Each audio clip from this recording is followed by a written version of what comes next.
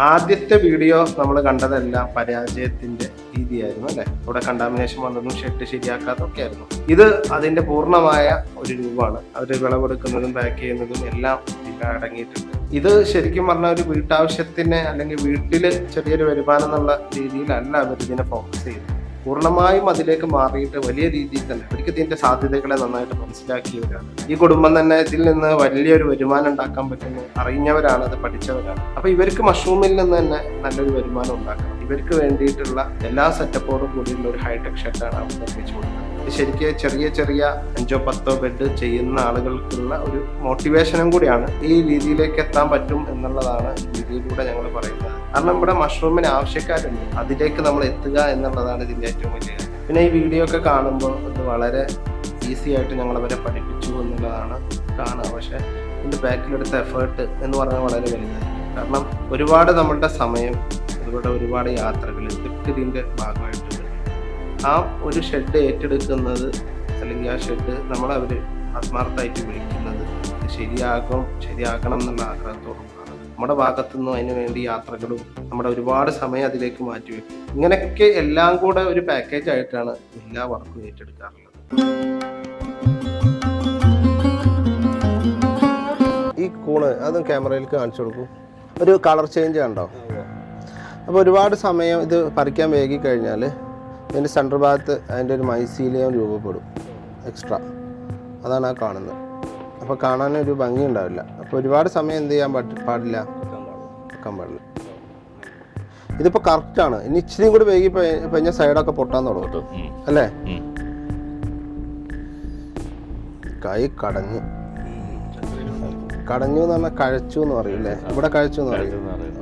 മലപ്പുറം ഭാഷ കടഞ്ഞു കടയേ. ഓരോ നാടിൻ്റെ ഓരോ ഇതേ സംഭവം ഒന്നാണ്, പക്ഷെ അതിൻ്റെ മേലെ കിടക്കണം.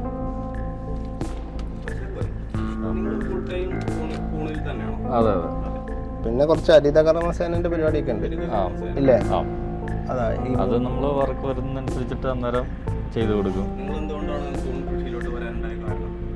കൂൺ കൃഷി ആദ്യമേ ഞാൻ ശരിക്കും ഇതിൻ്റെ കൂൺ കൃഷിയുടെ ക്ലാസ്സിന് വേണ്ടിയിട്ട് പോയതല്ല. ശരിക്കും ഞാനൊരു ഓർഗാനിക് വെജിറ്റബിൾസിൻ്റെ ഒരു ക്ലാസ്സിൽ പോയതാണ്. അപ്പോൾ അതിൽ ജസ്റ്റ് ഒന്ന് കൂൺ കൃഷീനെ പറ്റി അവരൊന്ന് പരിചയപ്പെടുത്തിയ ഒരു ക്ലാസ്, ചെറിയൊരു ക്ലാസ് തന്നു. അപ്പോൾ അവിടെ നിന്ന് ഞാനൊരു 2 പാക്കറ്റ് വിത്ത് മേടിച്ചു. അതൊന്ന് ട്രൈ ചെയ്ത് നോക്കി. അപ്പോൾ അതിൽ നിന്ന് നല്ല റിസൾട്ട് കിട്ടി. അപ്പോൾ പിന്നെ ഒന്നുകൂടെ അപ്പോൾ നമ്മുടെ യൂസ് കഴിഞ്ഞിട്ട് പിന്നെ കുറച്ച് ബാക്കി ഉണ്ടായിരുന്നു. അത് അടുത്തുള്ളവർക്കൊക്കെ കൊടുത്തു. അവർക്കൊക്കെ ഇഷ്ടമായി. അപ്പോൾ പിന്നെ നമ്മളപ്പോൾ ഒരു ഇത് എന്താ ചെറിയൊരു താല്പര്യം വന്നു. അങ്ങനെ തുടങ്ങിയതാ. അതിന്റെ പുറത്ത് അപ്പോൾ ഒരു തൊഴിലായിട്ട്, അതായത് നമുക്ക് വേറെ ജോലിക്കൊന്നും പോകാതെ ഇത് തന്നെ ഒരു തൊഴിലായിട്ട് ചെയ്യാനുള്ള ധൈര്യം വരാനായിട്ട് വീട്ടുകാരെ സപ്പോർട്ടൊക്കെ മാത്രം? വീട്ടുകാർ നല്ല രീതിയിൽ സപ്പോർട്ട്. കാരണം നമ്മൾ ആദ്യമേ ചെയ്തതെന്ന് പറഞ്ഞു കഴിഞ്ഞാല് വീട്ടിലെ പോർച്ചാണ് നമ്മുടെ ആദ്യത്തെ. അതല്ല, അത് മാത്രമല്ല, ഇവരെ ഞാൻ നേരിട്ട് കണ്ടിട്ടുണ്ട്. അതല്ലാതെ ആദ്യം ഇവരിങ്ങനെ കുറച്ച് പരാജയപ്പെടുന്ന ഒരു സ്റ്റേജ് വന്നപ്പോൾ നമ്മൾ വിളിച്ചല്ലോ, ആ സമയത്ത് ഞാൻ ഇവിടെ വന്നപ്പോൾ വീഡിയോ ഉണ്ട്. ആ വീഡിയോ കണ്ടവർക്ക് അറിയാം ഇവരുടെ കുടുംബം എത്രത്തോളം ഈ ഒരു കൃഷിയെ സപ്പോർട്ടാണെന്ന്. അങ്ങനെ കട്ട സപ്പോർട്ടാണെന്ന്. എല്ലാവരും, അച്ഛനും അമ്മയും വൈഫും എല്ലാവരും അതിന് നെഗറ്റീവ് ഇല്ല. അതുകൊണ്ടാണ് ഇതാണ്ടില്ല പോസിറ്റീവായിട്ട് ഇവിടെ കാണുന്നത്.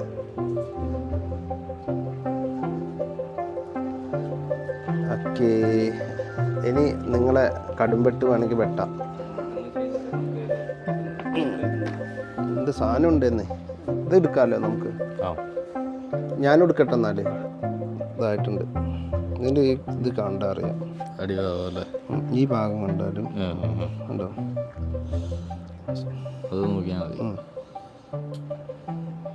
ഈ ചെറുത് ഞാൻ കാണിച്ചു തരാം. ചെറുതിന് അതിൻ്റെ അകലം വളരെ കുറവായിരിക്കും. ഇതൊക്കെ ആയിട്ടുണ്ട്. ഇച്ചിരി പറിക്കാനൊരു സംശയമുണ്ടോ? ഇത് വിളവെടുക്കാനായോ, ഇത് ക്രോപ്പ് ചെയ്യാനായോ, അങ്ങനത്തെ ഒരു സംശയമുള്ളതൊക്കെ നിർത്തിയിട്ട്. പിന്നെ ഇതുണ്ട് ഇതുപോലെ ചിലത് ഇങ്ങനെ കരിഞ്ഞ്. അപ്പം ഇത് എന്ത് ചെയ്യണമെന്ന് വെച്ചാൽ പറിച്ച് വിടുന്ന ഒപ്പം തന്നെ ഇതിന് എക്സ്ട്രാ നീളത്തിൽ കട്ടിങ് ഈ കൂണില്ലേ ഇപ്പൊ നമ്മൾ ഈ പറഞ്ഞ ഡാർക്ക് ഇതിന് ഇച്ചിരി കൂടെ വലിയ കട്ടിങ് കൊടുത്താലാണ് വലിയ കൂണായിട്ട് വരുള്ളൂ.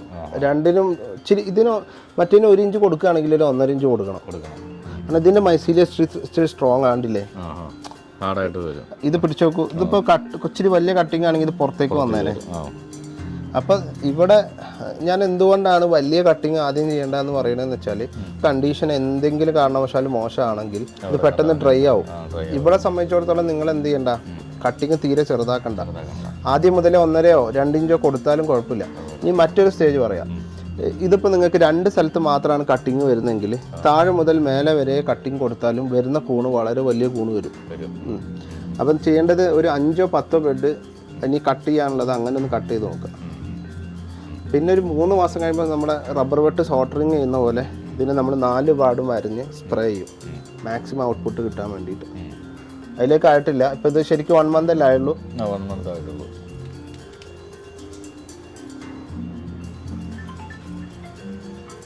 എടുക്കാനുള്ളതൊക്കെ എടുക്കാം.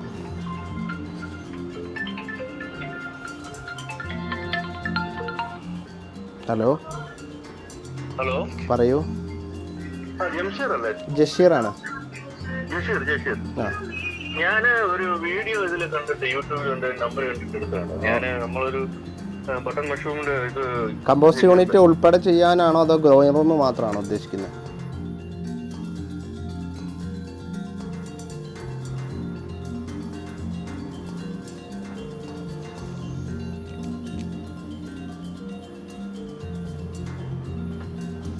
നമ്മുടെ വീഡിയോ കണ്ടിട്ടൊക്കെ വിളിക്കും. അപ്പോൾ നിങ്ങൾ ആ ഷെഡ് ഒന്ന് കാണിച്ചു തരുമോ? ബബിൾ ഷീറ്റാണോ യൂസ് ചെയ്തിട്ടുള്ളത്, മറ്റേ ഷീറ്റാണോ, മറ്റേ നിങ്ങൾ യൂസ് ചെയ്ത ഈ മെറ്റീരിയലാണോ, അങ്ങനെയൊക്കെ ഒരുപാട് കോൾസ് വരും. സ്വാഭാവികമായിട്ടും ഇപ്പോൾ ഞാനും ഷെഡ് ചെയ്യുന്ന സമയത്ത് നമ്മൾ അങ്ങനെ ചിന്തിക്കും. പക്ഷേ ഞാൻ നിങ്ങളൊരു ഷെഡിൻ്റെ കോമ്പിനേഷൻ പറഞ്ഞു തന്ന് നിങ്ങളങ്ങ് വിടുകയാണെങ്കിൽ ഒരിക്കലും ഇതുപോലെ നിങ്ങൾക്ക് വിജയിക്കാൻ പറ്റില്ല. കാരണം ഇതൊരു ഷെഡ് ഒരു പാർട്ട് മാത്രമാണ്.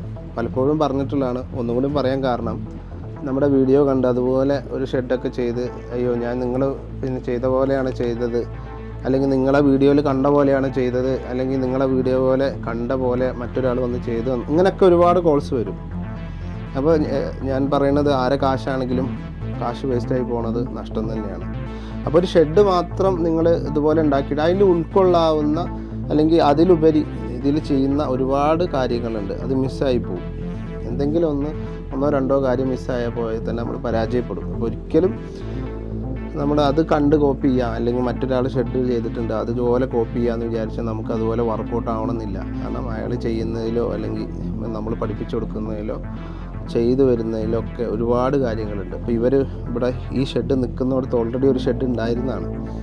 ഇവരും സ്വന്തമായിട്ട് ഒരുപാട് ബെഡ് ചെയ്തു, ഒരുപാട് ബെഡ് പോയി. ഇത്രയും കാലത്തിൻ്റെ ഇടയ്ക്ക് ഇവർക്ക് ഇങ്ങനെ ഒരു എല്ലാ ബെഡും വൈറ്റായിട്ട് നിൽക്കുന്നു, നന്നായിട്ട് മഷ്റൂം കിട്ടുന്നു, നല്ല രീതിയിൽ മഷ്റൂം കൊടുക്കാൻ പറ്റുന്നു, അടിപൊളി മഷ്റൂം വരുന്നു. നമ്മുടെ മഷ്റൂമിൻ്റെ പ്രത്യേകത അതെല്ലാം എൻ്റെ വിത്താണ്, അല്ലെങ്കിൽ നമ്മുടെ ലാബിലുണ്ടാക്കുന്ന വിത്താണ്. അപ്പോൾ ഞാൻ പറയും നിങ്ങൾക്ക് വേണമെങ്കിൽ പുറത്തുനിന്നും വിത്ത് വാങ്ങി ഒന്ന് പരീക്ഷിക്കാമെന്നൊക്കെ പറയും. കാരണം ഞാൻ ഷെഡ് ഉണ്ടാക്കി കൊടുത്തു എന്ന് വിചാരിച്ചിട്ട് എൻ്റെ വിത്തേ ചെയ്യാവൂ എന്നുള്ള ഒരാളോടും പറയാറില്ല. എൻ്റെ വിത്ത് നിങ്ങൾക്ക് നല്ലതാണെങ്കിൽ അത് കണ്ടിന്യൂ ചെയ്യാം. എൻ്റെ വിത്ത് മോശമാണോ നിങ്ങൾക്ക് മറ്റൊരാളെ വിത്ത് യൂസ് ചെയ്യാം. പക്ഷേ എല്ലാവരും നമ്മുടെ വിത്ത് യൂസ് ചെയ്ത് കഴിഞ്ഞാൽ പിന്നെ നമ്മുടെ വിത്ത് മാത്രമേ, ഇപ്പോഴത്തെ ഒരു പ്രശ്നം എന്ന് പറഞ്ഞാൽ നമ്മുടെ വിത്ത് മാത്രമേ വാങ്ങുള്ളൂ. പക്ഷേ ഒരു പ്രശ്നം എന്ന് പറഞ്ഞാൽ കുറേ പേരുള്ളതുകൊണ്ട് നമ്മുടെ ഷെഡ് ചെയ്ത കർഷകർക്ക് ഉള്ള വിത്ത് മാത്രമേ ഇപ്പോൾ ഉണ്ടാക്കുന്നുള്ളൂ. അതുകൊണ്ട് പുറമേയുള്ള കർഷകർക്ക് കൊടുക്കാനുള്ള വിത്ത് ഇപ്പോൾ തൽക്കാലം കൊടുക്കാനുള്ള പിന്നെ സമയമോ അല്ലെങ്കിൽ സന്ദർഭമോ ഇല്ല. എന്തായാലും അത് പരിഹരിക്കും പെട്ടെന്ന്. ഞാൻ പറഞ്ഞു വന്നത് ഇപ്പോൾ ഈ ഒരു ഷെഡ് നമ്മൾ ഒരുപാട് ദൂരം ഓടി യാത്ര ചെയ്ത് വരുമ്പോൾ ഇതിങ്ങനെ നിറഞ്ഞു നിൽക്കുന്നത് കാണുമ്പോൾ വളരെ സന്തോഷമാണ്. നേരെ മറിച്ച് മുമ്പുണ്ടായിരുന്നൊരവസ്ഥ വളരെ പരിതാപകരമായിരുന്നു. ഇവർ തണുപ്പിന് വേണ്ടിയിട്ട് പലതും ചെയ്തു നോക്കി. കുടപ്പന വെച്ച് നോക്കിയിട്ടുണ്ട്, ചാക്ക് വെച്ച് നോക്കിയിട്ടുണ്ട്. പക്ഷെ അതൊക്കെ താൽക്കാലിക തണുപ്പ് നമുക്ക് കിട്ടുമെങ്കിലും അതിനേക്കാളേറെ അതിൽ നിന്ന് ഫംഗസ് ഇതിലേക്ക് വരും. ഇപ്പോൾ കണ്ടില്ല, ഒരു ബെഡ് പോലും കംപ്ലൈൻറ്റ് ഇല്ലാതെ.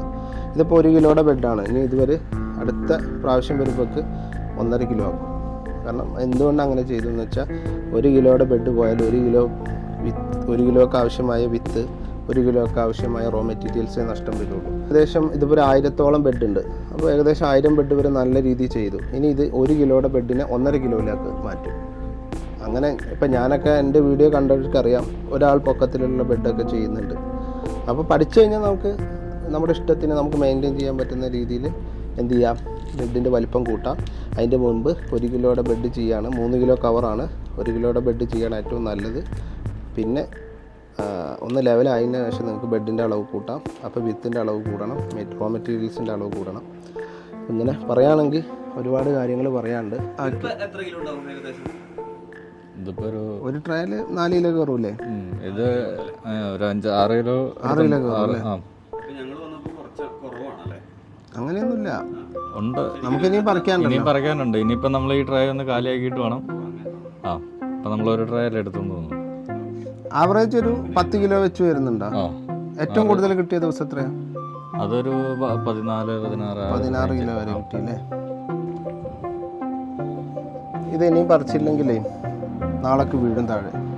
അങ്ങനെ ഏതെങ്കിലും വീണിട്ടുണ്ടോ ഇതുവരെ? ഇല്ല, വീണിട്ടില്ല. അപ്പോൾ ഒറ്റൊന്നും നമ്മൾ മിസ് ചെയ്തിട്ടില്ല. Very good. ഇവിടെ ഒരു 5 ലൈനും കൊടുത്തത്. അപ്പോൾ അതിൻ്റെ സെൻറ്ററിൽ ഈ 2 വഴികൾ കൊടുത്തു. അങ്ങനെ ആകുമ്പോൾ നമുക്ക് ഇവിടുന്ന് 2 എണ്ണം മാനേജ് ചെയ്യാം, 3 എണ്ണം മാനേജ് ചെയ്യാം, ഇവിടുന്ന് 3 എണ്ണം ഇങ്ങോട്ട് മാനേജ് ചെയ്യാം, പിന്നെ അപ്പുറത്തെ സൈഡിൽ നിന്ന് 3 എണ്ണം ഇങ്ങോട്ടും, അപ്പുറത്തെ സൈഡിൽ നിന്ന്, അങ്ങനെ മൊത്തം നമുക്ക് 5 ബെഡ് ഈസി ആയിട്ട് ഓരോ ലൈനിൽ മാനേജ് ചെയ്യാം. ഈ റൂമിൽ ആകെ 2-3 നടക്കാനുള്ള വഴി മതി അല്ലേ? മാത്രമേ മതി. സ്പേസ് നമുക്ക് ലാഭിക്കാം. അല്ല, ഇവരിപ്പോൾ ആദ്യത്തെ ഷെഡ് 1000 ബെഡ് ഇടാൻ പറ്റുന്നത് ഇപ്പോൾ 2000-ൻ്റെ മുകളിൽ ഇടാൻ പറ്റുന്നത് എന്തുകൊണ്ടാണ്? നമ്മൾ ഈ അറേഞ്ച്മെൻറ്റ്സ് കറക്റ്റ് ചെയ്തുകൊണ്ടാണ്. അത് എല്ലായിടത്തും ഇപ്പം ഇങ്ങനെ ചെയ്യാൻ പറ്റില്ല. അത് നമ്മൾ അവിടുത്തെ സാഹചര്യം കൂടെ നോക്കണം. ചില സ്ഥലത്ത് ചിലപ്പോൾ 3 എണ്ണം ഇടാനുള്ള സാഹചര്യം ഉണ്ടാവും. അങ്ങനെയാണെങ്കിൽ അങ്ങനെ ചെയ്യാൻ പറ്റും. അവിടെ ഒരുപാട് കാര്യങ്ങൾ അതിന് ഇതുണ്ട്. അവിടുത്തെ കാലാവസ്ഥയും അല്ലെങ്കിൽ ആ ഭാഗത്തെ പിന്നെ ഷെഡിൻ്റെ വീതി, ഇതൊക്കെ അനുസരിച്ചിട്ട് നമ്മൾ റിനോവേഷൻ വർക്കല്ലേ കൂടുതൽ ചെയ്യുന്നത്. അങ്ങനെ ചെയ്യുമ്പോൾ അവിടുത്തെ അനുസരിച്ചുള്ളൊരു സാധനം വേണം നമ്മൾ ഡിസൈൻ ചെയ്ത് കൊടുക്കാൻ. അവരോട് ചോദിച്ചാൽ അവർക്ക് ഒരുപാട് അഭിപ്രായങ്ങളുണ്ടാവും. ആർക്ക്? ആയിരിക്കില്ല. അവരിപ്പോൾ അങ്ങനെ വീഡിയോ കണ്ട, അപ്പോൾ അതല്ല നമ്മൾ നോക്കേണ്ടത്. നമുക്ക് അവർക്ക് ഭാവിയിൽ കുറച്ചധികം ബെഡ് ഇടാം. അപ്പോൾ ആദ്യം നമ്മൾ ചിലപ്പോൾ അവരോട്, ഇതിപ്പോൾ ഇവരോട് ആദ്യം തന്നെ 1000 ബെഡ് ഇടാൻ പറഞ്ഞത് എന്തുകൊണ്ടാണെന്ന് വെച്ച് കഴിഞ്ഞാൽ ഇവർക്കൊരു 10-20 കിലോ വിൽക്കാനുള്ള കപ്പാസിറ്റി ഉണ്ട് എന്നുള്ളതുകൊണ്ടാണ് 1000 ബെഡ് ഒന്നിച്ചിടാൻ പറഞ്ഞത്. ഇല്ലെങ്കിൽ നമ്മൾ ഈ 100 ബെഡ് ഇടാനേ പറയൂ, 100 വിട്ട് 200 ഇട്ട് അങ്ങനെ കയറാനേ പറയുള്ളൂ. ഇതിപ്പോൾ 1000 ബെഡോളം ഇവർക്ക് വന്നാലും, പിന്നെ 1000 ബെഡ് എല്ലാത്തിനും പ്രൊഡക്ഷൻ ആയിട്ടില്ല. ഏകദേശം ഇപ്പോൾ 10 കിലോയുടെ 10-16 കിലോ ആവറേജ് ഉണ്ട്. 1000 ബെഡ് വരുമ്പോൾ ഏകദേശം 20-ൻ്റെ അടുത്തേക്കൊക്കെ വരും. പിന്നെ അപ്പുറത്തെ ഷെഡ് കാണിച്ചുതരാം. ഇനിയിപ്പോൾ ഇത് അടുത്ത ഷെഡാണ്. ഞാൻ വന്ന സമയത്ത് ഇതെല്ലാം കൂടെ ഒറ്റൊന്നായിരുന്നു, അതിനെ നമ്മൾ 2 ആക്കി. ഇനിയിപ്പോൾ അവിടുത്തെ പിന്നെ മഷ്റൂം സ്റ്റാർട്ട് ചെയ്തു, വിളവെടുത്തുകൊണ്ടിരിക്കണം. അപ്പോൾ ഈ ഒരു ഷെഡ് എന്തിനാണ് ചെയ്തതെന്ന് വെച്ച് കഴിഞ്ഞാൽ ഇത് ഇനി ഇവർക്ക് എന്ത് ചെയ്യാം, സെക്കൻഡറി ഓപ്ഷനാണ്. എന്ന് വെച്ചാൽ ഒന്ന് ഡാർക്ക് റൂം അല്ലെങ്കിൽ ഒന്ന് ഇല്ലിംഗ് റൂം എന്നൊക്കെ പറയുന്ന പോലെ ഇത് രണ്ടാമത്തെ ഒരു ഓപ്ഷനാണ്. അവിടെ മഷ്റൂം തീരുന്നതിന് മുമ്പ് ഇവിടെ മഷ്റൂം ആവും. അപ്പോൾ എപ്പോഴും കൺസിസ്റ്റൻ്റ് ആയിട്ട് മഷ്റൂം കൊടുക്കാൻ പറ്റും എന്നുള്ളതാണ് ഇതിൻ്റെ ഏറ്റവും വലിയ പ്രത്യേകത. അപ്പോൾ പല ആൾക്കാരും വിളിക്കുന്ന സമയത്ത് നിങ്ങളുടെ കോസ്റ്റ് എത്രയാണെന്ന് ചോദിക്കും, നിങ്ങളുടെ കോസ്റ്റ്. അപ്പോൾ ഞാൻ എപ്പോഴും പറയും, നിങ്ങളുടെ ഏരിയ എത്രയാണ്, നിങ്ങൾക്ക് ചെയ്യാൻ പറ്റുന്ന ഏരിയ എത്രയാണ്, നിങ്ങളുടെ ബഡ്ജറ്റ് എത്രയാണ്, ആ ബഡ്ജറ്റിനുള്ളൊരു പ്ലാന് കൊടുക്കുകയായിരിക്കും നല്ലത്. എന്ന് വെച്ചാൽ ഇപ്പോൾ ചില ആൾക്കാർ ഞങ്ങൾക്കൊരു 10 ലക്ഷം രൂപയുടെ പ്ലാനാണ്, അല്ലെങ്കിൽ ഒരു 15 ലക്ഷം രൂപയുടെ പ്ലാനാണ് ഉള്ളത്. അപ്പോൾ അതിനനുസരിച്ചൊരു പ്ലാൻ അവർക്ക് ഉണ്ടാക്കി കൊടുക്കുകയാണ് ചെയ്യുക. ചില ആൾക്കാർ പറയും ഞങ്ങൾക്ക് അത്രയൊന്നുമില്ല, ഒരു 5 ലാഖിൻ്റെ പ്ലാനേ ഉള്ളൂ. അതുകൊണ്ട് ഈ 5 ലാഖിന് പറ്റുന്നൊരു പ്ലാൻ നമുക്ക് ഇവിടെ ചെയ്ത് കൊടുക്കാൻ പറ്റും. ഇതിപ്പോൾ ഏകദേശം 1000 സ്ക്വയർ ഫീറ്റിനടുത്തുണ്ട് ഇവർക്ക് 2 ഷെഡും കൂടെ. 500 ഏകദേശം 500 സംതിങ് എങ്ങാനും സ്ക്വയർ ഫീറ്റ് ഉണ്ട് ഒരു ഷെഡ്. ഇപ്പോൾ 2 ഷെഡാണ് ഇവർക്കുള്ളത്. ഇവർക്ക് 16 കിലോ 20 കിലോ ഇവർക്ക് സ്വന്തം മാർക്കറ്റ് ചെയ്യാൻ പറ്റും എന്നുള്ളതാണ്. അപ്പോൾ അതിനർത്ഥം അവർക്ക് പറ്റുമെങ്കിൽ നമുക്കും പറ്റുന്നതാണ്. അങ്ങനെ അത് കണ്ടുകൊണ്ടിരിക്കുന്ന എല്ലാവർക്കും പറ്റുമെന്നാണ്. നമ്മളതിനെ ഇറങ്ങണം എന്നുള്ളത് മാത്രമേ ഉള്ളൂ. ആവശ്യക്കാർ ഇവിടെ ഒരു ഭാഗത്തുണ്ട്, നമ്മൾ അവരിലേക്ക് ഇറങ്ങി ചെന്ന് മഷ്റൂം കൊടുക്കുക എന്നുള്ളതാണ്. അപ്പോൾ ഇവിടുത്തെ കേസ് എന്ന് പറയുന്നത് അവിടെ മഷ്റൂം ഇപ്പോൾ നിങ്ങൾ നിറഞ്ഞിരിക്കുന്നത് കണ്ടു. ഇനി അടുത്ത പ്രാവശ്യം ആകുമ്പോഴേക്ക് അടുത്ത പ്രാവശ്യമല്ല, ഇനിയിപ്പോൾ ഞാൻ വിത്ത് കൊണ്ടുവന്നില്ലേ, ആ വിത്ത് ഇനി ഈ റൂമിലാണ് ഇടുക. ഈ റൂമിൽ വെച്ചിട്ട് ബെഡിനാണ് ചെയ്യുക. ഈ പുറകിൽ കാണുന്നൊരു സാധനം എന്താ അറിയോ, ചരിത്ര ശേഷിപ്പുകളുടെ അവശിഷ്ടങ്ങളാണ്. ഒന്നുമല്ല, ഞാനിവിടെ വരുന്ന സമയത്ത് ഇവർ ഈ പനയോല വെട്ടിയിട്ടാണ് എന്ത് ചെയ്തിരുന്നത്, മഷ്റൂം ചെയ്തിരുന്നത്. എവിടെ നിന്നാണ് ശരിക്കും അത് കൊണ്ടുവന്നത്? പനയോല നമ്മളിവിടെ ഒരു 6-7 കിലോമീറ്റർ അപ്പുറം. പക്ഷെ ഇത് 2012 സമയത്ത് ഞാൻ ഈ പനയോല വെച്ചിട്ട് ചെയ്തിട്ടുണ്ട്. പക്ഷെ ഏറ്റവും വലിയ ടാസ്ക് എന്താണെന്ന് വെച്ചാൽ ഈ പന എന്ന് പറയുന്നത് ഭയങ്കര ഹൈറ്റിലാണ് സാധനം ഉണ്ടാവുക. അത് കയറാൻ ആളെ കിട്ടില്ല. എന്നിട്ട് വയനാട് ഭാഗത്ത് നിന്ന് കയറുന്ന ഒരാളുണ്ട്. അയാളെ കൊണ്ടുവന്ന് നമ്മൾ അങ്ങോട്ട് തന്നെ കൊണ്ടാക്കണം. അപ്പോൾ അയാളെ വേണേൽ സമ്മതിക്കും. അയാൾ പറഞ്ഞ കാശ് നമ്മൾ കൊടുക്കും. വലിയ പനയുടെ മേലെ കയറി വെട്ടി അത്രയും കഷ്ടപ്പെട്ടിട്ടാണ് ഈ സാധനം കൊടുക്കുക. പക്ഷെ ഈ സാധനം തണുപ്പൊക്കെ ഓക്കെയാണ്. പക്ഷെ ഒരു കുഴപ്പം എനിക്ക് പറ്റി, ഞങ്ങളവിടെ കോട്ടരുമ എന്ന് പറയും, ചെറിയ ഈ റബ്ബർ തോട്ടത്തിലൊക്കെ വരില്ല ചെറിയ ഈച്ച അല്ല, ഒരു വണ്ട് പോലത്തെ സാധനം. നിങ്ങളിവിടെ എന്താ പറയാ അതിന്? അത് ഇതിന്റെ ഇടയിൽ മൊത്തം കയറും. എന്നിട്ട് ബെഡിലേക്കൊക്കെ ഇങ്ങനെ ചാടും. അത് മാത്രമല്ല, ഇത് പെട്ടെന്ന് ഇതിപ്പോ ദ്രവിച്ച് കിടക്കുന്നില്ലേ, ഇതുപോലെ ഇതിന്ന് ഫംഗസ് വരാൻ തുടങ്ങും. അത് നമുക്ക് അതുപോലെ തന്നെ വന്നിട്ടുണ്ട്. ഇഷ്ടം പോലെ വന്നു നനച്ചു കൊടുക്കുമ്പോ അതിനകത്ത് ഫംഗസ് ആവും. ഇതിപ്പോ ഇനി എന്തെങ്കിലും ആവശ്യം വരും വിചാരിച്ചിട്ടാണോ അത് വേറെ എന്തെങ്കിലും ആവശ്യം ഉണ്ടെങ്കിൽ ഇനി ഒന്നും പറ്റില്ല. ഇത് ഞാൻ വലിയൊരു ഷെഡ് പൊളിച്ചളഞ്ഞു. ഇനി വിചാരിച്ച് വേറെ ഷെഡിലേക്ക് ഉപയോഗിക്കാന്ന്. പക്ഷെ ഇത് നിവർത്തി വെച്ചിട്ട് ആ പച്ചയോടെ കൂടെ കെട്ടുന്നല്ലേ, പിന്നെ ഇതിന്റെ ഷേപ്പൊക്കെ മാറും. പിന്നെ ഇത് നിവർത്താൻ പറ്റില്ല. ഇതിപ്പോ നമ്മള് വേറെ ഒന്നുമല്ല, ഈ വളമൊക്കെ ആയിട്ട് യൂസ് ചെയ്യാതെ വളമായിട്ട് അല്ലെങ്കിൽ നമ്മുടെ ഈ തോട്ടങ്ങളിലല്ലാതെ ഈ ഷെഡ് കെട്ടാനും അതിനും ഇതിനൊക്കെ ആയിട്ട് അതിനൊക്കെയാണ്. ഇതേ 4 ആളെ പണിയെടുക്കണം ഈ സാധനം വെട്ടി. ഇത് നമ്മള് രണ്ടുപേരെ ഇതെന്താ വെച്ചാല് ഇത് വെട്ടുന്ന ആള് പനേന്റെ മേലെ കയറിയിട്ട് വെട്ടി താഴെ ഇടും. അയാളെ പണി കഴിഞ്ഞ് നമ്മൾ താഴെ നിൽക്കുന്നവർ ഇതിന്റെ മുള്ളൊക്കെ കളഞ്ഞ് നമ്മള് വെട്ടി ലെവൽ ചെയ്ത് 4 ആളെ പണി എടുക്കും ഒരാള്. എന്നിട്ട് ലോറി കയറ്റി കൊണ്ടുവരണം. എന്നിട്ട് ഇവിടെ നമ്മളെ സൗകര്യത്തിന് എന്ത് ചെയ്യാൻ പറ്റില്ല, ഇത് വിരിക്കാൻ പറ്റില്ല. എന്താ കാര്യം, ഇത് ഉണങ്ങിക്കഴിഞ്ഞാൽ എങ്ങനെ അങ്ങാവും. അപ്പോൾ ആ പച്ചയെ തന്നെ ഇത് വിരിച്ച് കെട്ടണം. ഇതൊക്കെ എങ്ങനെ എക്സ്പീരിയൻസ് ഉണ്ടായിന്നറിയോ, നമ്മൾ ചെയ്ത് കാരണം പനയോല കിട്ടുന്ന സ്ഥലം നോക്കി ഓടിപ്പോയി ചെയ്തിട്ടുണ്ട്. പക്ഷെ പിന്നീട് ഇതിന്റെ ബുദ്ധിമുട്ട് അത് ചെയ്തപ്പോൾ 2 വർഷം ഓടിച്ചു ഈ പനയോലന്റെ ഷെഡിൽ. ഇത് ഏറ്റവും വലിയ പ്രത്യേകത എന്ന് പറഞ്ഞാൽ ഈ പനയോല ആർക്കും വേണ്ടാതെ കിടക്കുന്ന സാധനമായിരിക്കും. നമ്മളിത് അന്വേഷിച്ച് ചെല്ലുമ്പോഴാണ് ഇതിന്റെ ഡിമാൻഡ്. പിന്നെ അവര് പറയുന്ന പൈസക്ക് പിന്നെ ഇത് വെട്ടാൻ പറ്റാത്ത സ്ഥലമായിരിക്കും. ചിലപ്പോൾ വീട് താഴെ കാണും.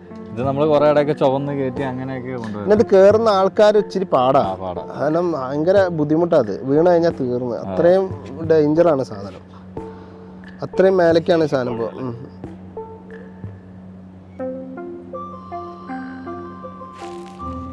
അപ്പോൾ ഒരു കാര്യം പറയാനുള്ളത്, സ്വന്തം കയ്യിൽ നിന്ന് കാശെടുത്ത് ചെയ്യുന്ന ആൾക്കാർ പനയോല ചെയ്താൽ താൽക്കാലിക ഒരു ലാഭം നിങ്ങൾക്ക് ഉണ്ടാവുമെങ്കിലും അതിൻ്റെ പണിക്കൂലി കൂടുതലാണ്. അതിനേക്കാളും നല്ലത് ഹൈടെക് ഷെഡ് ചെയ്യുന്നത് തന്നെ ആയിരിക്കും. കാരണം ഇത് മഴ കൊള്ളാതിരുന്നാൽ, മേലെ ഷീറ്റൊക്കെ ഇട്ടിരുന്നാൽ കുറേ കാലം ഇരിക്കും, കേടൊന്നും വരില്ല. പക്ഷെ ഒരു കുഴപ്പമെന്ന് വെച്ചാൽ അതിൻ്റെ അകത്ത് പല സാധനം, എലി മുതൽ പെരിച്ചാഴി മുതൽ എല്ലാ സാധനവും കയറും അതിൻ്റെ അകത്ത്, അല്ലേ? എലി ഉറപ്പായിട്ടും വരും. എലിക്ക് ഇത് മാളം പോലെയാ. എവിടെ എൻ്റെ അവിടെ എലിയും വരും, പാമ്പും വരുമായിരുന്നു. എലി വന്നാൽ പാമ്പ് വരുമല്ലോ. ആവാസ വ്യവസ്ഥ കറക്റ്റ് ആവണമെങ്കിൽ വേണമല്ലോ. അപ്പോൾ ഇതിൻ്റെ ഇടയിൽ കൂടെ ഓടുന്ന സൗണ്ടൊക്കെ കേൾക്കാം രാത്രി. ഭയങ്കര സൗണ്ടാണ് ഇത് എന്തെങ്കിലും ഒന്ന് അനങ്ങിക്കഴിഞ്ഞാൽ. പിന്നെ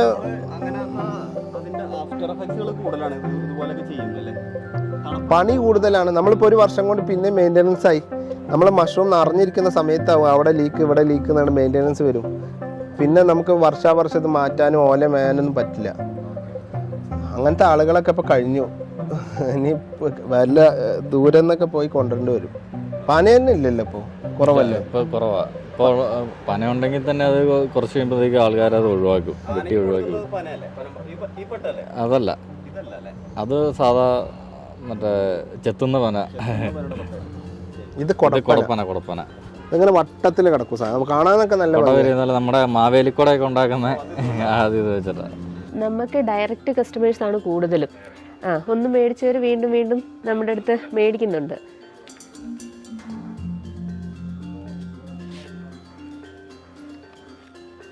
ഷോപ്പുകളിൽ കൊടുക്കാനായിട്ട് തികയുന്നില്ല ശരിക്കും പറഞ്ഞിട്ടുണ്ടെങ്കിൽ. നേരിട്ട് തന്നെ ഉണ്ട് ആകും. ആ ഷെഡും കൂടെ ആയി കഴിയുമ്പോഴത്തേക്കും നമുക്ക് അത്യാവശ്യം ഡെയിലി കൊടുക്കാനുള്ളതാകുന്നുണ്ട്. ഇപ്പം തന്നെ അറിഞ്ഞ ആളുകൾ വരുന്നുണ്ട്. ഊണ് ഡെയിലി കഴിക്കുന്നവരുണ്ട്, ഡെയിലി മേടിക്കുന്നുണ്ട്. നമുക്ക് സ്ഥിരം കസ്റ്റമേഴ്സും ഉണ്ട്. ഞങ്ങളും ഡെയിലി കഴിക്കും.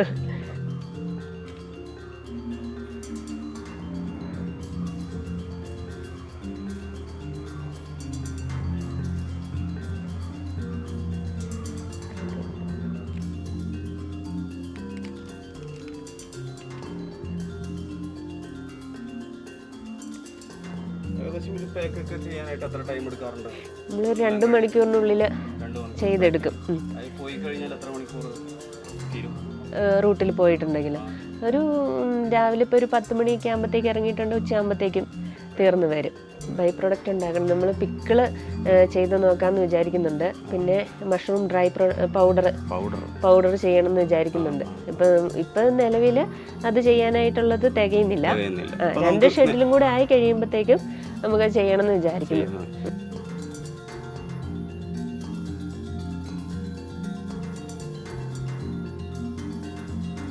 ഏകദേശം ഒരു ദിവസം എത്ര എണ്ണം ഉണ്ടാക്കും? ഞങ്ങൾ 100-150 എണ്ണം ചെയ്ത ദിവസങ്ങളുണ്ട്. അപ്പോൾ ശരിക്കും പറഞ്ഞ ടൈറ്റ് ആയിട്ടാണ് ചെയ്തത്. രാവിലെ തൊട്ട് രാത്രി ചില ദിവസങ്ങളിൽ 2 മണി വരെ ഇരുന്നിട്ടുണ്ട് ഇതിന് വേണ്ടിയിട്ട്. അത് അത്രയും വർക്ക് ചെയ്ത് ആക്കിയെടുത്തതാണ്. അതിന്റെ റിസൾട്ടാണ് ഇപ്പോൾ കാണുന്നത്. എന്താണെങ്കിലും ഈ കൂൺ കൃഷിയിൽ മെയിനായിട്ട് പ്രാക്ടിക്കലായിട്ട് ചെയ്തുള്ള എക്സ്പീരിയൻസ് കൊണ്ട് മാത്രമേ സക്സസ് ആകാൻ പറ്റത്തുള്ളൂ. നമ്മൾ എത്ര ക്ലാസ്സുകൾ കേട്ടെന്ന് പറഞ്ഞിട്ടുണ്ടെങ്കിലും നമുക്ക് ആവത്തില്ല. നമ്മൾ ചെയ്ത് വേണം ഇതൊന്ന് ആക്കിയെടുക്കാനായിട്ട്. ഞങ്ങളും ഇതുപോലെ തുടക്കത്തിൽ ഒരുപാട് വീഡിയോസ് കണ്ടിട്ടുണ്ടായിരുന്നു.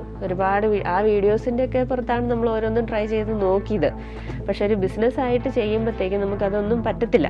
ഇതെന്ന് പറഞ്ഞാൽ ഫുൾ ഓർഗാനിക് ആയിട്ട് തന്നെയാണ് നമ്മൾ ചെയ്യുന്നത്. വേറെ കെമിക്കലൊന്നും ഇതിന് യൂസ് ചെയ്യുന്നില്ല. യൂട്യൂബിൽ പല വീഡിയോസിലും അങ്ങനെ കാണുന്നുണ്ട്.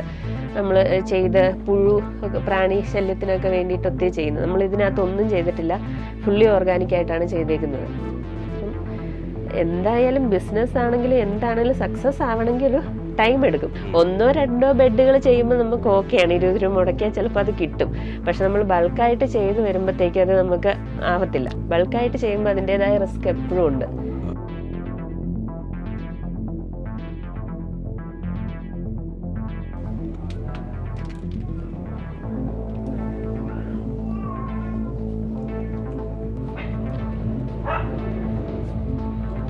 നമ്മൾ നന്നായിട്ട് പരിശ്രമിച്ചു കഴിഞ്ഞാൽ നമുക്ക് വിജയിക്കാൻ പറ്റും. പിന്നെ വിജയം തോൽവി എന്നൊക്കെ പറയുന്നത് എല്ലാ മേഖലയിലും ഇല്ലേ? ഈ ഒരു മേഖലയിലല്ല, കൃഷിയിലുമല്ല, എല്ലാത്തിലും ഉണ്ട്. നമ്മൾ പരിശ്രമിക്കും. നന്നായിട്ട് പരിശ്രമിച്ചു കഴിഞ്ഞാൽ നമുക്ക് ചിലപ്പോൾ കുറച്ച് വീഴ്ചകളൊക്കെ വരും. നമ്മളതിനെ തരണം ചെയ്ത് വീണ്ടും മുന്നോട്ട് പോവുക. പിന്നെ നമുക്ക് വീട്ടിലിരുന്ന് വരുമാനം ഉണ്ടാക്കാം. വീട്ടുജോലിയോടൊപ്പം തന്നെ നമുക്ക് സ്വന്തമായിട്ടൊരു വരുമാനം ഉണ്ടാക്കാവുന്ന തൊഴിലാണ് കൂൺ കൃഷി. വേറെ ഏതിനെ പോയാലും അത്രയും നല്ലൊരു വരുമാനം നമുക്ക് കിട്ടില്ല. കട്ട സപ്പോർട്ട് എല്ലാത്തിനും വിടും. നമ്മുടെ മക്കൾക്ക് വേണ്ടിയല്ലേ നമ്മൾ ജീവിക്കണേ. അപ്പൊ അവർക്ക് ഇങ്ങനെ താല്പര്യം പറഞ്ഞപ്പോൾ നമ്മൾ കട്ട സപ്പോർട്ടായിരുന്നു. പിന്നെ അത് ചിന്തിച്ച് നോക്കിയപ്പോൾ ശരിയാണ്, നമുക്ക് വീട്ടിൽ നിന്ന് വരുമാനം ഉണ്ടാക്കാൻ സ്ത്രീകൾക്ക് പറ്റിയ പണിയാണ്. നമുക്ക് നമ്മുടെ വീട്ടു ജോലികൾ അത്യാവശ്യം നടന്നു പോകും. കുട്ടികളുടെ കാര്യങ്ങളൊക്കെ നടന്നു പോകും. ആളെപ്പോഴും വീട്ടിലുണ്ടാവും. വിൽപ്പന നമുക്ക് കുഴപ്പമില്ല. നമുക്ക് എത്ര ഉണ്ടെങ്കിലും വിറ്റ് പോകും. അപ്പോൾ ആവശ്യപ്പെട്ട ആൾക്കാർ ചോദിച്ചു വരാൻ തുടങ്ങി. ജഷീർ ഞങ്ങൾ നല്ല കട്ട സപ്പോർട്ടാണ്. ജഷീർ വന്നുകൊണ്ടാണ് ഞങ്ങൾക്ക് ഇത്രയും നമുക്ക് അറിയില്ല. ഇതിനെക്കുറിച്ച് കൂടുതലായിട്ടൊന്നും അറിയത്തില്ല. ഞങ്ങൾക്ക് ബേസിക്കലി ഒരു ക്ലാസ് മാത്രമേ കിട്ടിയിട്ടുള്ളൂ. നമ്മൾ KVK എന്ന് പറഞ്ഞാൽ അവരുടെ സപ്പോർട്ടുണ്ട് കേട്ടോ. അവരാണ് നമുക്ക് ഇതിൽ തുടക്കം. അവരിൽ നിന്നാണ്, അവരുടെ ഒരു ഇതിലാണ്. പിന്നെ നമ്മൾ അതിനകത്ത് നമുക്ക് ഒത്തിരി നമുക്കറിയില്ലാത്തതുകൊണ്ട്, ഇതിനെക്കുറിച്ച് കൂടുതൽ അറിവില്ലാത്തതുകൊണ്ട് കുറേ വീഴ്ചകളൊക്കെ വന്നു. പിന്നെ ജഷീർ വന്നേ പിന്നെയാണ് നമുക്ക് ഇത്രയും നല്ല രീതിയിൽ വരാൻ പറ്റിയത്. അതിന് ജഷീറിനോട് നല്ല നന്ദി കടപ്പാടും ഉണ്ട്. എല്ലാ കാര്യവും ചെയ്ത് കൊടുത്താലാണ് നമ്മൾ ഉദ്ദേശിച്ച ഫലം നമുക്ക് കിട്ടത്തുള്ളൂ.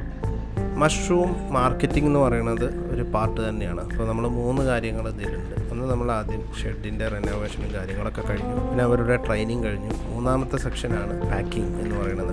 പാക്കിംഗ് ആൻഡ് മാർക്കറ്റിംഗ് എന്ന് പറയുന്നത് ഒരു സെക്ഷനാണ്. ഇതൊക്കെ നമ്മൾ ഷെഡ് ചെയ്യുന്നവർക്ക് വ്യക്തമായിട്ട് പറഞ്ഞു കൊടുക്കുകയും പഠിപ്പിക്കുകയും ട്രെയിൻ ചെയ്ത് കൊടുക്കുന്ന ഒരു മാറ്ററാണ്. അതൊക്കെ കഴിഞ്ഞിട്ടാണ് ബൈ പ്രൊഡക്ഷൻ എന്ന് പറയുന്നത്. അപ്പോൾ ഈ 5-6 മേഖലകളിൽ കൂടെയാണ് മഷ്റൂം കൃഷി നടന്നു പോകുന്നത്. ഇപ്പോൾ പാക്കിംഗ് ഇപ്പോൾ നിങ്ങൾ ഈ കാണുന്നുണ്ട്, ജസ്റ്റ് കവറിൽ. എൻ്റെ ആദ്യത്തെ ഒരു വീഡിയോ ആയിരിക്കും ചിലപ്പോൾ ഈ കവറിൽ പാക്ക് ചെയ്യുന്നത് കാണുന്നത് അല്ലേ.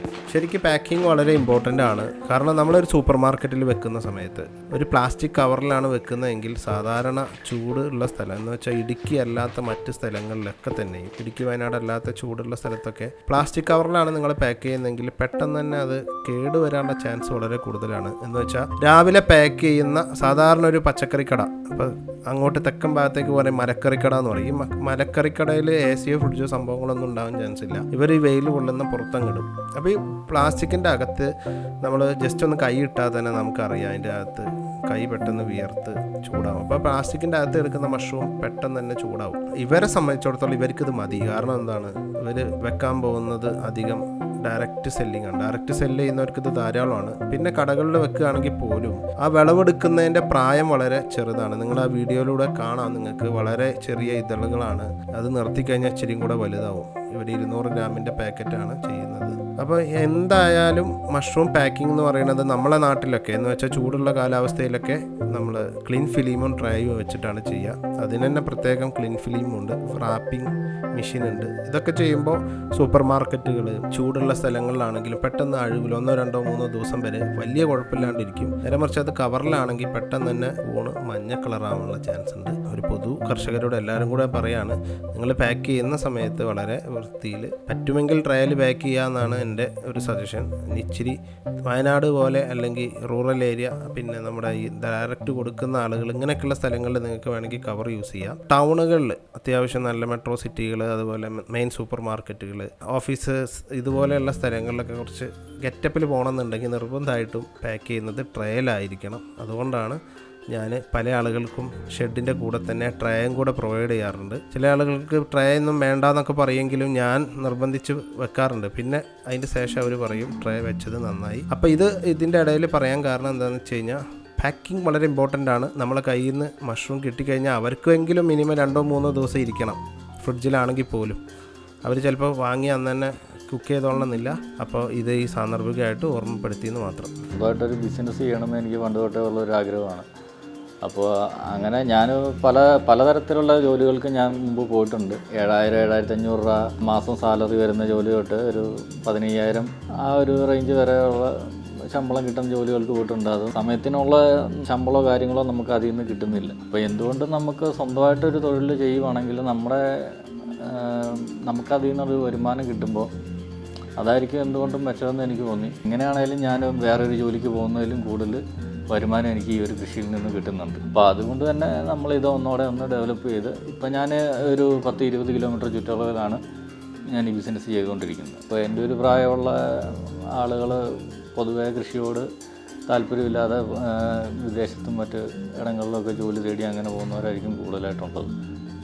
അപ്പം നമ്മൾ അതിൽ നിന്നൊക്കെ ഒന്ന് വ്യത്യസ്തമായിട്ട് സ്വന്തമായിട്ടൊരു തൊഴിൽ വേണമെന്നുള്ള രീതിയിൽ നമ്മളിത് ചെയ്തു. നമുക്കത് സക്സസ്സായി. അപ്പം നല്ല രീതിയിൽ പോകുന്നു, നല്ല വരുമാനം കാര്യങ്ങളെല്ലാം നമുക്ക് ഈ കൂൺ കൃഷി കൂടെ കിട്ടുന്നുണ്ട്. ആദ്യമേ ചെയ്തുകൊണ്ടിരുന്നതെന്ന് പറഞ്ഞു കഴിഞ്ഞാൽ സാധാ രീതിയിൽ ഗ്രീനിറ്റ് വലിച്ചു കെട്ടി അതിന് ഷെഡുണ്ടാക്കി അതിൻ്റെ ഉള്ളിലാണ് നമ്മൾ കൃഷി ചെയ്തുകൊണ്ടിരുന്നത്. ഒരുപാട് പ്രശ്നങ്ങളും കാര്യങ്ങളും ആയിട്ട് വന്നു കഴിഞ്ഞപ്പോഴാണ് ഞാനിങ്ങനെ ജഷീറൊക്കെ ആയിട്ട് ബന്ധപ്പെട്ട് വിളിച്ച് ഇങ്ങനെയാണ് കാര്യങ്ങൾ, ഇങ്ങനെയാണ്, അപ്പോൾ ഞാനിങ്ങനെയാണ് ഷെഡ് ചെയ്തുകൊണ്ടിരിക്കുന്നത്, അപ്പോൾ ഇത് എന്താ ചെയ്യാൻ പറ്റുന്നതെന്ന് ചോദിച്ചു. അപ്പം സജസ്റ്റ് ചെയ്ത് ഇങ്ങനെ ഹൈടെക് ഷെഡ് രീതിയിലേക്ക് മാറുകയാണെന്നുണ്ടെങ്കിൽ നമുക്കൊരു പരിധി വരെ ഇത് കണ്ടാമിനേഷനും കാര്യങ്ങളെല്ലാം കുറയ്ക്കാൻ പറ്റും. നല്ല രീതിയിൽ, അതായത് നമുക്ക് ടെമ്പറേച്ചർ, ഹ്യൂമിഡിറ്റി എല്ലാം കൺട്രോൾ ചെയ്തുള്ള ഒരു ഷെഡ് നമുക്ക് അതിനാവശ്യമെന്ന് പറഞ്ഞു. അപ്പോൾ അങ്ങനെയാണ് നമ്മൾ അതിനകത്തേക്ക് ഇറങ്ങിയതും. അപ്പോൾ ഞാനതിപ്പോൾ ആദ്യമേ വിളിച്ചു കഴിഞ്ഞപ്പോൾ എനിക്കിപ്പം നമ്മുടെ ഇത് ഹൈ റേഞ്ച് മേലെയാണ്, ഇടുക്കി ജില്ലയാണ്. അപ്പോൾ അവിടെ നിന്ന് വരണമെങ്കിൽ തന്നെ ഇക്കാടെ സ്ഥലം കോട്ടക്കലാണ്. അവിടെ നിന്ന് ഇവിടം വരെ വരണമെങ്കിൽ തന്നെ അതിന് നല്ല രീതിയിൽ എക്സ്പെൻസും ആകും, അതുപോലെ സമയവും വേണം. അപ്പോൾ ഇവിടെ വരുമോ, ഇത് നമുക്ക് ചെയ്തു തരുമോ എന്നുള്ളൊരു ടെൻഷൻ ഉണ്ടായിരുന്നു ആദ്യമേ.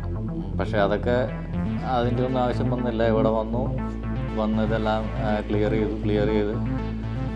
ചെയ്ത് ഓരോ സ്റ്റെപ്പിലും നമ്മളുമായിട്ട് കോൺടാക്റ്റ് ചെയ്ത് ബെഡ് കെട്ടുന്നത് എങ്ങനെയാണെന്ന് അതിൻ്റെ സംശയങ്ങൾ കാര്യങ്ങളെല്ലാം തീർത്ത് തരും. എന്തെങ്കിലും മിസ്റ്റേക്ക് കാര്യങ്ങളുണ്ടോ എന്ന് നമ്മളെ വിളിച്ച് ചോദിക്കും. അതുപോലെ നമുക്ക് എന്തെങ്കിലും സംശയം ഉണ്ടെങ്കിൽ നമ്മൾ എപ്പോൾ വേണമെങ്കിലും വിളിച്ച് കഴിഞ്ഞാൽ വിളിച്ച് ചോദിക്കാം, എന്ത് ഡൗട്ട് ഉണ്ടെങ്കിലും അപ്പം തന്നെ ക്ലിയർ ചെയ്ത് അതിന് ഇന്ന കാര്യം ചെയ്താൽ മതി, അങ്ങനെ പറഞ്ഞ് നമ്മളെ നല്ല രീതിയിൽ സപ്പോർട്ട് ചെയ്യുന്നുണ്ട്. അപ്പോൾ അതുകൊണ്ട് തന്നെ നമുക്ക് ഇപ്പോൾ ഇതിനകത്ത് എന്തെങ്കിലും ഒരു പ്രശ്നം ഉണ്ടായി കഴിഞ്ഞാലും നമുക്കൊരാളോടൊന്ന് ചോദിച്ച് അവരുടെ ഒരു സജഷൻ കേൾക്കാൻ ഉള്ളൊരു ഇത് ചാൻസ് ഉണ്ടല്ലോ. അത് ഇപ്പോൾ ജഷീർ കടയിൽ നിന്ന് അതിൻ്റെ ഒരു സപ്പോർട്ട് നമുക്ക് എപ്പോഴും കിട്ടുന്നുണ്ട്. ഇവനോട് ഞങ്ങൾ വിദേശത്ത് പോണ കാര്യം പറയുമ്പോൾ ഇവൻ പറയും എനിക്ക് താല്പര്യമില്ല, എനിക്ക് എൻ്റെ വീട്ടിൽ നിന്ന് എനിക്ക് സ്വന്തമായിട്ട് തൊഴിൽ ചെയ്ത് ഞാൻ ജീവിച്ചോളാം, എനിക്കത് മതി. അവൻ പറയണത് അങ്ങനെയാണ്. കാരണം അവൻ്റെ ബന്ധങ്ങൾ മുറിക്കാൻ അവന് താല്പര്യമില്ല. അവൻ്റെ കൂട്ടുകാരുടെ കൂടെ അടിച്ചു പൊളിക്കണം, അവൻ്റെ വീടുകളിൽ കൂടെ ഒന്ന് പോകണം, ബന്ധുക്കളുടെ അടുത്തോടെ പോകണം, എന്തെങ്കിലും ആഘോഷങ്ങൾ വരുമ്പോൾ എല്ലാവരും ഒത്തുകൂടണം. അതൊക്കെയാണ് ശരിക്കും നമ്മുടെ ആ ഒരു ജീവിതശൈലി മാറിപ്പോവാണ്. വിദേശത്ത് പോകുന്ന കുട്ടികൾ വിദേശത്ത് നിന്ന് 1-2 വർഷം കൂടുമ്പോൾ അല്ലെങ്കിൽ 3-4 വർഷം കൂടുമ്പോൾ ഒന്ന് വന്നു, 1-2 മാസം നിന്നു, അവർ തിരിച്ചു പോയി, ആ ബന്ധം അവിടെ തീർന്നു. അപ്പോൾ ശരിക്കും വൃദ്ധരായ മാതാപിതാക്കൾ ഇവിടെ ഒറ്റപ്പെട്ടു പോവുകയാണ്. അങ്ങനെയുണ്ട്. അപ്പം ഞങ്ങളെ സംബന്ധിച്ച് ഞങ്ങൾക്ക് ഇതാണ് ഇച്ചിരി നല്ലത്. കാരണം നമ്മുടെ കുഞ്ഞുങ്ങൾ നമ്മുടെ കൂടെ നിൽക്കും, നമ്മുടെ കുഞ്ഞുങ്ങളെ നമുക്ക് നമ്മുടെ ഒപ്പം ചേർത്ത് അവർക്ക് വേണ്ടുന്ന സ്നേഹവാത്സല്യങ്ങളും അറിവും പറഞ്ഞു കൊടുക്കാൻ പറ്റും. അതൊക്കെയാണ് ഞാൻ ഇതിൽ കണ്ട നല്ലൊരു പോയിന്റ്. ഇവന് കുഞ്ഞിലേ തൊട്ട് അവന് കൃഷിയോടാണ് താല്പര്യം കൂടുതൽ. അപ്പം ഇങ്ങനെ ഈ കൂൺ കൃഷിയെക്കുറിച്ച് പറഞ്ഞപ്പോൾ അതിൻ്റെ ആ ഒരു വിപണന സാധ്യതയും അതിൻ്റെ ഗുണങ്ങളും എല്ലാം പറഞ്ഞു കഴിഞ്ഞപ്പോൾ, കാരണം നമ്മളിവിടെ കൂൺ വാങ്ങിച്ച് ഉപയോഗിച്ചിട്ടുണ്ട്. തമിഴ്നാട്ടിൽ നിന്ന് വരുന്ന കൂണാണ്, തമിഴ്നാട്ടിൽ നിന്നൊക്കെയാണ് കൂണുകൾ ഇവിടെ സാധാരണ വരാറ്. അപ്പോൾ ഇവിടെ ഒന്നും അങ്ങനെ ഇല്ല. അപ്പോൾ ഈ കൂണിൻ്റെ പോഷകഗുണങ്ങളെക്കുറിച്ച് നമ്മളിങ്ങനെ യൂട്യൂബിൽ കൂടെയൊക്കെ അങ്ങനെ കേട്ടിട്ടുണ്ട്. അപ്പം നമുക്കിങ്ങനെ കൃഷി ചെയ്യാൻ പറ്റുമെന്നോ ഇതിങ്ങനെ വിജയിക്കുമെന്നോ നമുക്കറിയില്ല. അപ്പം അന്നേരം മോനാണ് പറഞ്ഞത്, അമ്മേ നമുക്ക് ഇത് എന്തുകൊണ്ട് തുടങ്ങിക്കൂടാ. ഇവിടെ മോള് വന്നപ്പോൾ അവൻ്റെ കല്യാണം കഴിഞ്ഞ് മോളോട് വന്നപ്പോഴാണ് ഇങ്ങനെ കൂടുതലും ഇതിനോടൊരു ഇതായത്. അപ്പോൾ അന്നേരം ഞങ്ങളും വെറുതെ ഇരിക്കുക. അപ്പോൾ മോൻ അന്നേരം ഇങ്ങനെ അമ്മ നമുക്ക് ഇതിങ്ങനെ തുടങ്ങിയാലോ, ഇത് എന്നും എന്നും സെയിലാണ് സാധനം വേണമല്ലോ നമ്മൾ ഉൽപ്പാദിപ്പിക്കാനായിട്ട്. അപ്പോൾ മോനിങ്ങനെ പറഞ്ഞു നമുക്കെന്നാൽ കൂൺ കൃഷി ചെയ്താലോ, കൂൺ കൃഷിയാണെങ്കിൽ ഇന്ന പോലെ എന്നും വിറ്റഴിയും, നമുക്കൊരു വരുമാനമാണ്, നമുക്ക് വീട്ടിൽ ഇരുന്ന് ചെയ്യാൻ പറ്റും. അന്ന് അങ്ങനെ പറഞ്ഞപ്പോൾ ഞങ്ങൾ കട്ട സപ്പോർട്ടായി. അപ്പം മോൻ ഞങ്ങൾ പറഞ്ഞു കൊച്ചെന്ത് തൊഴിൽ ചെയ്താലും ഞങ്ങൾ അതിന് ഒപ്പമുണ്ട്. അത് അവന് ഓരോരുത്തർക്കും ഓരോ ഇഷ്ടമല്ലേ. ഇവന് കൃഷിയോട് കൂടുതൽ താല്പര്യമുണ്ട്, അപ്പം നമുക്കും കുഴപ്പമില്ല. അങ്ങനെയാണ് ഇതിലേക്ക് വരാനുള്ള കാര്യം. തുടക്കത്തിൽ ഞങ്ങൾ ഇതിലേക്ക് ഇറങ്ങി തിരിച്ചപ്പോൾ ഒരുപാട് ബുദ്ധിമുട്ടുണ്ടായി. കാരണം നമുക്കിതേക്കുറിച്ച് കൂടുതൽ അറിയില്ലാത്തതിൻ്റെ പേരിൽ തന്നെ നമ്മൾ ബെഡ് ചെയ്തു. ബെഡിൽ കണ്ടാമിനേഷൻ കൂടുതലായിരുന്നു, പിന്നെ ചൂട് കൂടുതലാണ്. അപ്പോൾ ചൂട് കൂടുതലാകുമ്പോൾ നമ്മൾ ഒരു 3-4 പ്രാവശ്യം നനയ്ക്കുമ്പോൾ ഈ ബെഡ് എപ്പോഴും നനഞ്ഞിരിക്കുന്നതുകൊണ്ടാണ് ഈച്ചയുടെ ശല്യം നന്നായിട്ടുണ്ടായിരുന്നു, പുഴുക്കളുണ്ടായിരുന്നു. അപ്പോൾ നമുക്കതൊന്നും പിന്നെ കൂണുണ്ടായി കഴിഞ്ഞാൽ നമുക്കത് സെയിൽ ചെയ്യാൻ പറ്റില്ല. അപ്പോൾ അതെല്ലാം വെറുതെ കളയാനേ പറ്റുള്ളൂ. അപ്പോൾ അങ്ങനെ നമുക്ക് കുറേ നഷ്ടങ്ങൾ വന്നു. പിന്നെ ചൂട് കൂടുതലായിട്ട് മൊട്ട് കരിഞ്ഞു പോവുക, മൊട്ട് വിരിയാതെ തുടക്കത്തിൽ തന്നെ മൊട്ട് വെളിയിൽ വരും, അത് കരിഞ്ഞു പോകും. അങ്ങനെ നമുക്ക് കുറേ ബുദ്ധിമുട്ടുകളുണ്ടായിരുന്നു. അപ്പം ആദ്യമായിട്ട് കുറേ ബെഡുകൾ അങ്ങനെ നമുക്ക് നഷ്ടം വന്നു പോയി.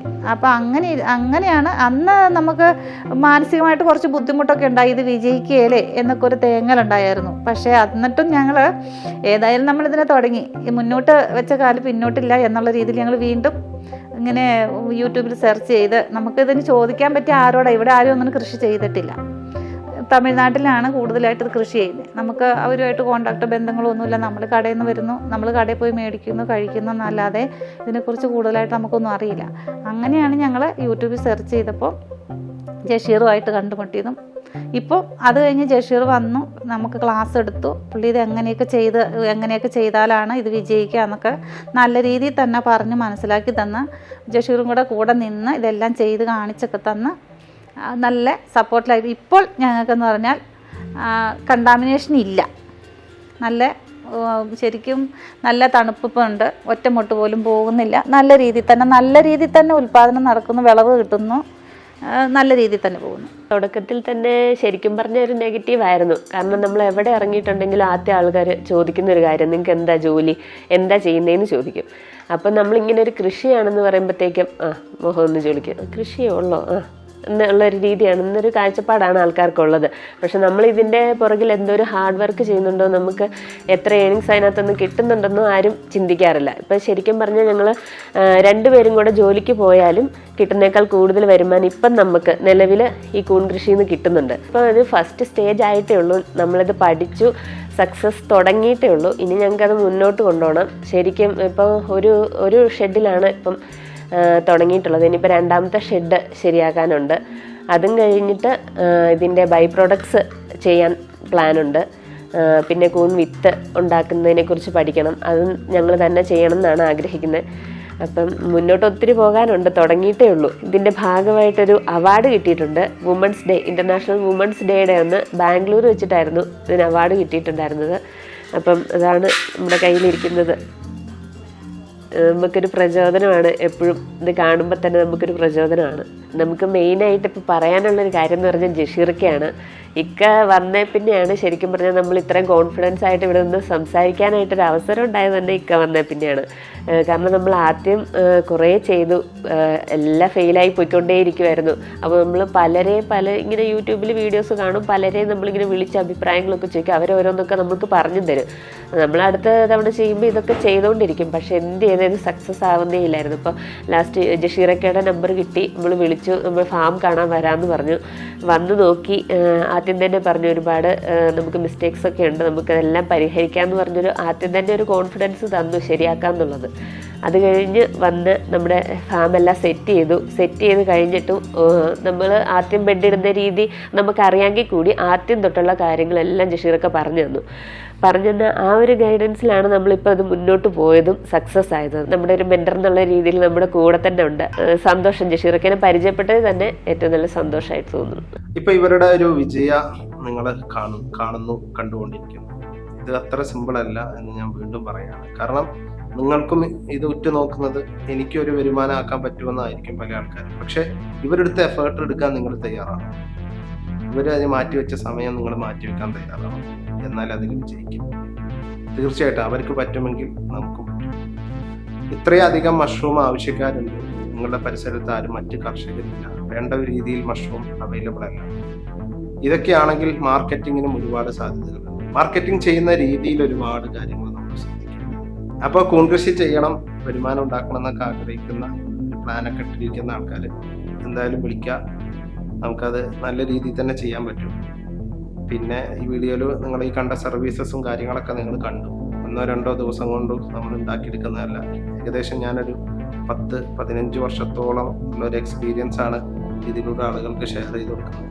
നമ്മൾ കൃഷി ചെയ്യുന്നതോടൊപ്പം തന്നെ ഇതുപോലെ ഒരുപാട് കർഷകർ കേരളത്തിൻ്റെ പല ഭാഗത്തും ഉണ്ടാക്കിയെടുക്കുക എന്നുള്ള ഒരു ലക്ഷ്യത്തോടു കൂടിയാണ് ഇതെല്ലാം ചെയ്യുന്നത്.